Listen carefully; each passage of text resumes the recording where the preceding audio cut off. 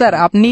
সুজন চোখের ইশারায় বুঝিয়ে দেয় সব বললেও এখন আর কোনো ভয় নেই। সুজন কারো জবাবের অপেক্ষা না করে আবারও বলতে থাকে, you IPS officer of police, আপনি জানেন আপনি কাকে কি বলছেন? আপনি এখানে যেই উদ্দেশ্যে আছেন আমরাও সেম। ইসি এবার বুঝতে পারছে না সে কি বলবে। সবকিছু ফাঁস হওয়ার পর সুজনের মুখে এরকম কথা শুনে সে নিজেও অবাক হয়ে তাকিয়ে থাকে। সুজন বলল, তা কি করে জানবেন, আমি বলছি। সুজন তখন ইসির সামনে থেকে সরে এসে সবার মাঝখানে দাঁড়ায়। শুনুন তাহলে, এই রুমের ভেতরে শুয়ে থাকা ছেলেটা অন্য কেউ নয়, সে একজন সিনিয়র আর্মি অফিসার। সবাই কথা শুনে থমকে যায়। সুজন আবার বলে, তার নাম রাজদীপ নয়। ভাইয়া বলে, তাহলে কি?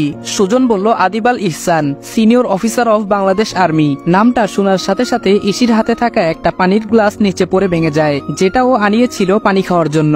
শব্দ শুনে সবাই ইসির দিকে তাকায়। সুজন বলল, অবাক লাগছে তো মিস ইশিতা। সুজন আর কিছু বলতে পারে না, তার আগেই লক্ষ্য করে ইসির চোখ বেয়ে গড়গড় করে পানি পড়ছে, আর সে দেওয়ালের সাথে পিঠ ঠেকিয়ে নিচে বসে পড়েছে, যার জন্য সে এত বছর অপেক্ষা করেছে।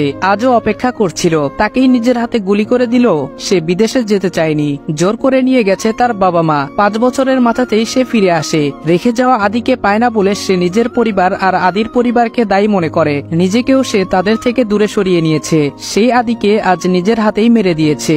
এসব ভাবতে ভাবতে ইসি পাথরের মতো হয়ে যায়। তার এখন ইচ্ছে করছে নিজের মাথায় গুলি করতে। ইসিকে নিচে বসে পড়তে দেখে দুজন অফিসার এগিয়ে এলে সুজন তাদের ইশারায় থামতে বলে, আর সে নিজে নিচে বসে পড়ে। অবাক হয়ে তাকিয়ে থাকে ইসির দিকে। ইসির কোনো হুঁশ নেই, কিছুই বুঝতে পারছে না সুজন, তাই উঠে দাঁড়ালো। ইসির এমন কাণ্ডে সে এবার অবাক হয়ে যায়। শুধু সুজন নয়, রাতুল, আয়াস, অগ্নি, নীরব আর পুলিশরাও অবাক হয়ে যায়, কিন্তু অবাক হয় না বাড়ির কেউ। সুজনের মুখ থেকে নামটা শোনার পর সবাই যেন আকাশ থেকে পড়ে। মা বলল, আমার আদি ফিরে এসেছে। বাবা বলল, ছেলেটা আমাদের সাথে থেকেও আমাদের থেকে নিজেকে আড়াল করে রেখেছে। ভাইয়া বলল, অভিমান, পুরোটাই আমার ভাইয়ের অভিমান। সবার রিয়েকশন আর কথাবার্তা শুনে সুজন কি বলছিল তাই ভুলে গেছে। সুজন বলল, কি ব্যাপার বলো তো রাতুল, ওরা কি বলছে এসব? রাতুল বলল, আমিও তো কিছু বুঝতে পারছি না। ছেলে ভাই মানে কি এসবের? ওরা 5 জনের মধ্যে একজনও এই বিষয়ে কিছু জানে না। আদি কোনোদিন পরিবার নিয়ে কিছু বলেনি ওদের। আঙ্কেল বলল, আচ্ছা তোমরা আদিকে কবে থেকে চিনো? মানে আমি বলতে চাইছি যে আদির পরিবার সম্পর্কে তোমরা কিছু জানো না? সুজন বলল, আদি কোনোদিন বলেনি আমাদের, তবে হ্যাঁ একজনের কথা আদি সবসময় বলতো। এটুকু বলার সাথে সাথে ভেতর থেকে একজন নার্স বেরিয়ে আসে। সবাই নার্সকে ঘিরে ধরে। বাবা বলল, আমার ছেলে কেমন আছে?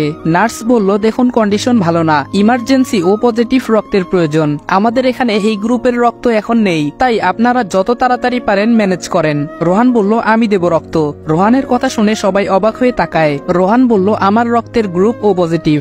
নার্স বলল, চলুন আমার সাথে। মা বলল, একবার বলুন না আমার ছেলেটা কেমন আছে? নার্স বলল, বললাম তো অবস্থা বেশি ভালো না, আপনারা আল্লাহকে ডাকুন।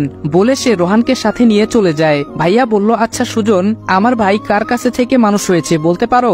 সুজন বলল, আমি শিওর বলতে পারবো না। বাবা বলল, কোথায় ছিল আমাদের আদি? কে এত ভালো মানুষ তৈরি করলো আমাদের অবহেলা করে ফেলে দেওয়া ছেলেটাকে? পেছন থেকে কেউ একজন বলে উঠে, আদিপ কোথায় ছিল আমি বলছি। কণ্ঠটা চিনা চিনা লাগে, তাই সবাই পেছনে ফিরে অবাক হয়ে যায়। বাবা বলল, তুই? আসসালামু আলাইকুম এভরিওয়ান। 16 বছর পর গল্পের 10 নম্বর পর্ব এখানে শেষ করলাম। আগামী পর্বে জানতে পারবেন আদিপ বাড়ি থেকে বেরিয়ে কোথায় গিয়েছিল আর কিভাবে সে এত বড় একজন আর্মি অফিসার হয়। সে পর্যন্ত সবাই ভালো থাকুন, সুস্থ থাকুন। আল্লাহ হাফেজ।